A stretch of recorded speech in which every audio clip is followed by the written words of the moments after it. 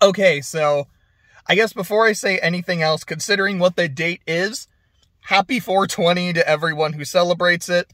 If you do, I guess just make sure you do so in moderation. Have a good time. I guess that's about it. But I figured since it was the day, I should at least give it a quick shout out.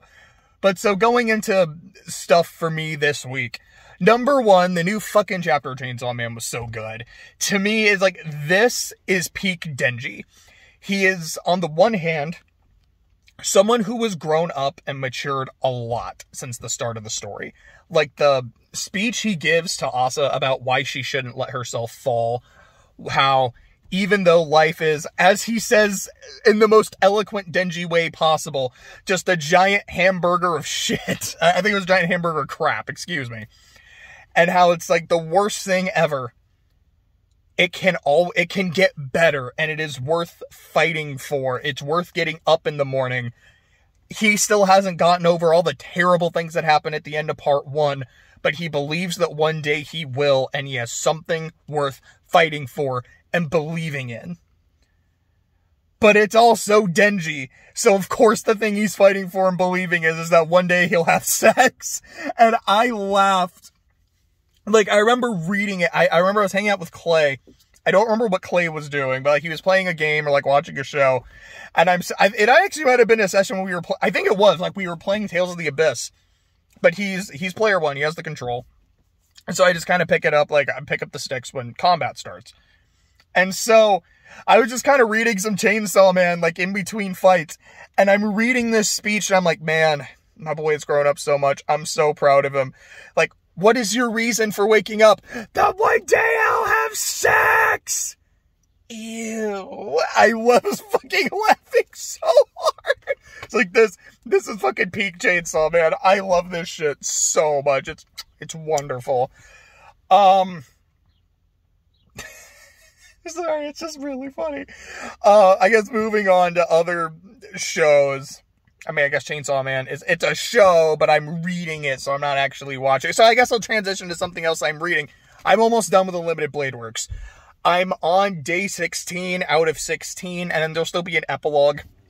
I know there's a true ending and a good ending. I do plan on seeing both. So whichever one I end up getting, I'll just, like, reboot the game, kind of speed run through it, like, speed run through the choices until I get the other ending, just see what it is. Whew, excuse me. Alternatively, I might just look it up on YouTube, but I feel like I'll probably just read it for myself. So last night, I got to the scene, like the fight between Shiro and Archer. I probably should have given a spoiler warning. It's like, you know what, I won't say anything else. I will just say that I'm almost done with it. When I am done with it, I am going to make a video talking about it.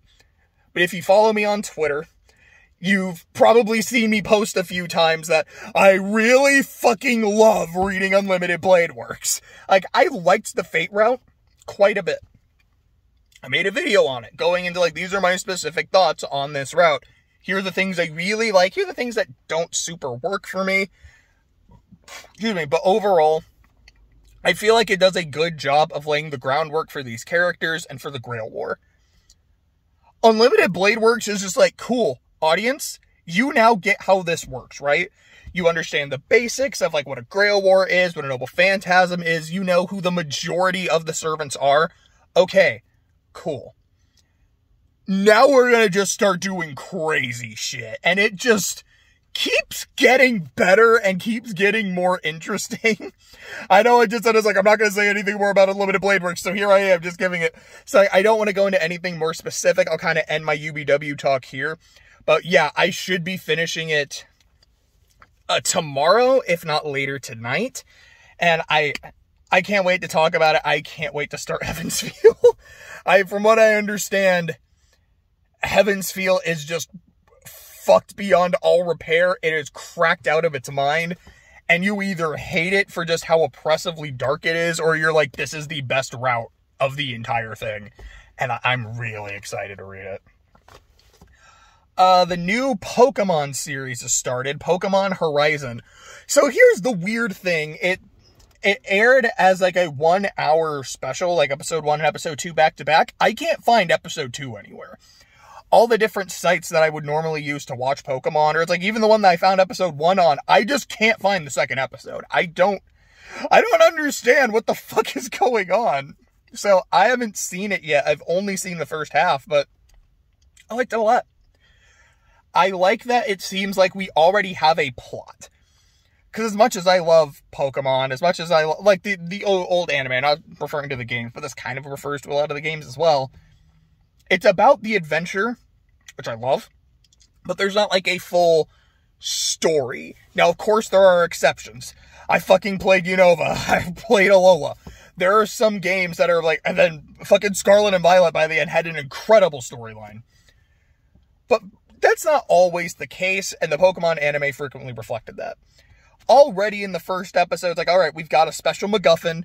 We have people that are after our main character because she has it. Like, okay, like there's going to be an adventure, but it seems like there's actually going to be some plot going on. And I'm looking forward to seeing where it goes. I think Liko is a fun character. I enjoy how...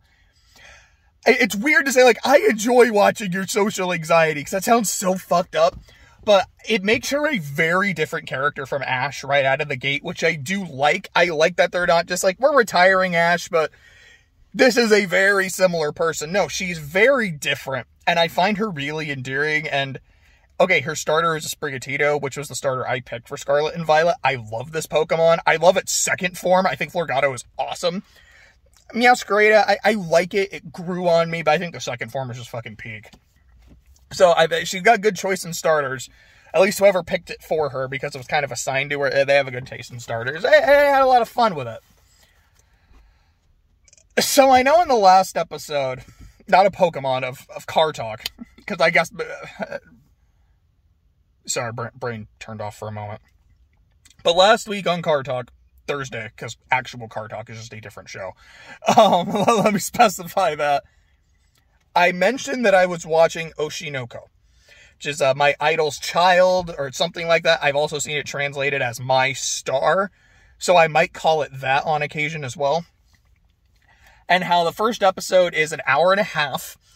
I went into it knowing that you need to watch the entire first episode, because like it's like the ending is crazy. It really hooks you in, like there's a big surprise. I didn't know the specifics. So I will go and say, I'm about to fucking spoil it. So I will give a quick countdown. 5, 4, 3, 2, 1, boom. Okay, so spoilers are now live for this story. I'm not going to jump right into them now, but they're coming. I was able to watch the first episode, and I watched the second episode yesterday. So I am caught up on the anime. Watching episode 1, I remember thinking to myself, boy, this premise is fucking weird.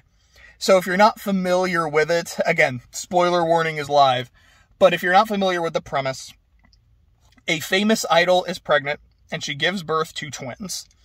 One of the twins is a doctor she had met, who was helping to take care of her, who died earlier that day, like an hour or two before she gave birth, and he was a big fan of hers. He is he's reincarnated as her as her son, Aquamarine, also known as Aqua, and he has all his memories of his adult life. His twin sister, Ruby, is the reincarnation of a cancer patient that the doctor knew, that introduced him into the kind of the world of idol culture, who was also a big fan of her. So the two twins, they know, how do I want to say this? Both of them know that the other is a reincarnation of somebody, but they don't specifically know who. Because they haven't said like, oh yeah, wait a second, this was who I was, this is who I was. Oh, I know you too. They kind of have an inkling of who the other is, but they just are like, no, you're just my sister now. Weird, but it is what it is. So what it's about for the first hour, 5 hour, 10 minutes. Again, it's like an hour and 20 minutes.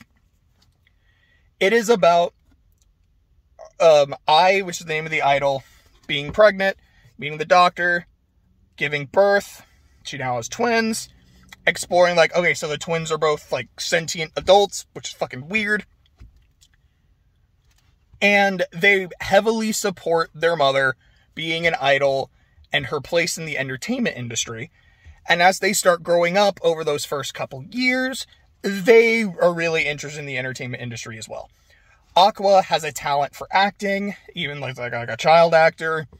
Ruby wants to become an idol like her mother. She wants to be able to sing. She wants to be able to dance. All the kind of things she could not do in her previous life. Excuse me, and it's around this time I'm kind of going, boy, this premise is just weird. It's not as, like, icky as I thought it would be, and I'll give it credit for that. But I'm weirdly getting into it. Like, it's the idea of exploring the entertainment industry was something a manga called Act Age was doing before it got canceled, and it breaks my fucking heart that it did.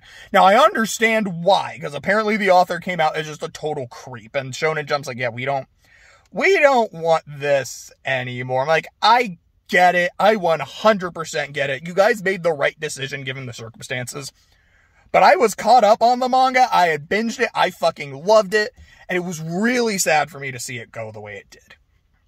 So, seeing something else that is all about exploring the entertainment industry, like here's the acting side, here's the more kind of like pop idol side, that's kind of interesting. I'm invested in this. And then their relationship with their mother is played straight. It's not nearly as weird as I thought it would be. This is getting kind of sweet.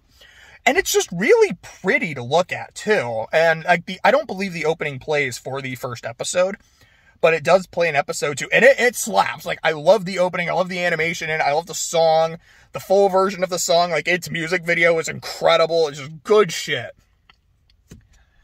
But the reason everyone is talking about this show is not really because of the first hour. It's not really because of how pretty it looks. It's not really because of the music. And all that stuff is still good. Don't get me wrong.